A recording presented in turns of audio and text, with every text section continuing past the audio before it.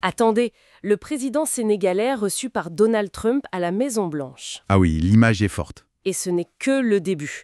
Grosse actu politique au Sénégal ces derniers jours. Bienvenue sur notre chaîne. Bonjour. Aujourd'hui, on décortique l'actualité sénégalaise, plutôt bouillante, des 9 et 10 juillet 2025. Accrochez-vous, ça bouge vite. Absolument. Entre décisions économiques majeures, des réorganisations politiques et puis une diplomatie très active, l'agenda il est chargé. Exactement. Alors on commence fort avec les décisions prises en haut lieu. N'oubliez pas, abonnez-vous et likez. Oui, important. Ok, démarrons avec le Conseil des ministres du 3 juillet. Le président Faye met la pression, c'est ça. Assainissement des finances et focus sur l'investissement productif. C'est tout à fait ça. La tonalité, c'est vraiment mise sous tension et priorisation économique claire. D'accord. Le président Faye, il insiste sur l'assainissement des finances publiques, oui, et ce recentrage sur l'investissement productif. Et concrètement, ça se traduit comment Ça se traduit par la préparation active du forum Invest in Sénégal, prévu en octobre. Ah oui, ce forum. Voilà. Et l'accent est mis sur l'implication du secteur privé national. C'est un point clé. Le secteur privé national. Oui. Et on note aussi une révision qui est annoncée des mécanismes de financement, comme le Fonds 6, tu sais, le Fonds souverain Oui, le fonds souverain, bien sûr. d'investissement stratégique, ou la DRFJ, la délégation à l'entrepreneuriat rapide des femmes et des jeunes. Donc on revoit un peu tout ça. D'accord. Et ça ne s'arrête pas là, hein. Oui. Accélération des infrastructures pour les JOJ Dakar 2026. Exactement. Les JOJ, les Jeux olympiques de la jeunesse, c'est une priorité pour tenir les délais. Faut pas traîner là-dessus, hein. Clairement. Et il y a aussi cet audit complet des forces de défense et de sécurité après les incidents de Cambérène et Rosso. Oui, tout à fait. Un audit complet commandé, avec un rapport attendu avant fin novembre. Fin novembre, d'accord. L'objectif affiché, c'est de trouver un équilibre, disons, délicat entre le maintien de l'ordre, l'exercice de l'autorité, et puis le respect des droits citoyens. C'est pas simple. Non, c'est sûr.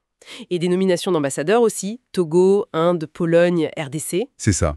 Ça signale une volonté, je pense, de renforcer la présence sénégalaise à l'international, de marquer des points. Bien sûr. Bon, côté parti, ça s'agite aussi, hein. Le PASTEF, parti présidentiel, annonce son premier congrès avant fin 2025.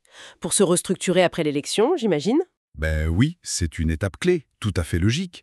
Une structuration post-victoire, avec la mise en place imminente d'un conseil national et la relance des activités sur le terrain pour accompagner l'action du gouvernement. Logique.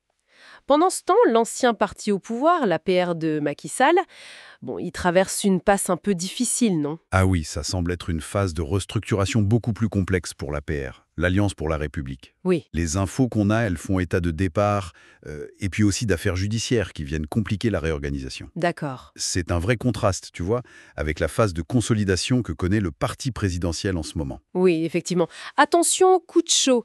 Talla Sylla, l'ancien maire de Thiès, il lance un avertissement solennel au pouvoir. Oui, ça a marqué les esprits. Un avertissement solennel, c'est nous. Et avec une phrase choc, hein? Oui. Il ne faut jamais confondre un peuple silencieux avec un peuple qui se tait. C'est fort. C'est très fort. C'est une façon, en fait, de rappeler que le peuple attend des avancées concrètes et palpables sur le quotidien, la nourriture, la santé, le logement, les basiques, Un rappel aux réalités sociales. Exactement. Un rappel puissant des enjeux sociaux.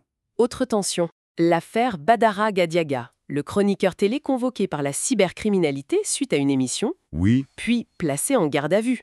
Grosse mobilisation de soutien devant les locaux apparemment. c'est ça.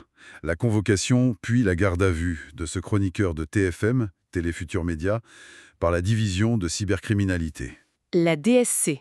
Oui, la DSC, suite à ses propos tenus dans une émission, ça a suscité une vraie mobilisation de soutien. Ça met en lumière les sensibilités autour de la liberté de la presse, de la critique du gouvernement. Dans ce nouveau contexte, c'est un sujet sensible. Très sensible. Et à l'international, ça bouge aussi, hein. Visite marquante du président Faye à Washington le 9 juillet, reçue par Donald Trump avec d'autres chefs d'État africains. Qu'est-ce qu'on doit en penser? Mais c'est une démarche diplomatique importante, c'est certain. Le président Faye lui-même a parlé d'échanges riches et constructifs. Et il a évoqué un nouveau partenariat solide et ambitieux avec les États-Unis. Solide et ambitieux. Voilà, on peut interpréter ça comme une volonté de maintenir des liens forts avec Washington, tout en affirmant une posture de partenaire égal, chercher des relations diversifiées, Et cette diversification, situation, elle semble se confirmer dès le lendemain, un changement de cap total, hein. Oui, tout à fait. Le lendemain, le Premier ministre, Ousmane Sonko, reçoit une délégation palestinienne. Ah oui? Et là, il réaffirme le soutien indéfectible du Sénégal à la cause palestinienne. D'accord. Cette séquence Washington-Palestine en 24 heures, c'est assez parlant. Ça illustre une volonté de naviguer entre différents pôles d'influence et en même temps de maintenir les positions traditionnelles de la diplomatie sénégalaise. C'est un jeu d'équilibristes. Et pendant ce temps, le président de l'Assemblée nationale, El Malick Ndiaye, était à Paris. Oui, pour la 50e session de l'Assemblée parlementaire de la francophonie, là-bas on a parlé des enjeux démocratiques au Sahel. Ça montre que le Sénégal reste impliqué dans les forums multilatéraux aussi. D'accord. Bon, pour résumer, voilà un aperçu rapide mais intense de ces 2 jours-là. Entre consolidation du pouvoir en interne, diplomatie tous azimuts et les défis économiques et sociaux qui restent. C'est clairement une période charnière là, oui. Le nouveau pouvoir imprime sa marque, c'est sûr, mais il fait aussi face à des attentes sociales très fortes et à un environnement régional complexe. Hmm.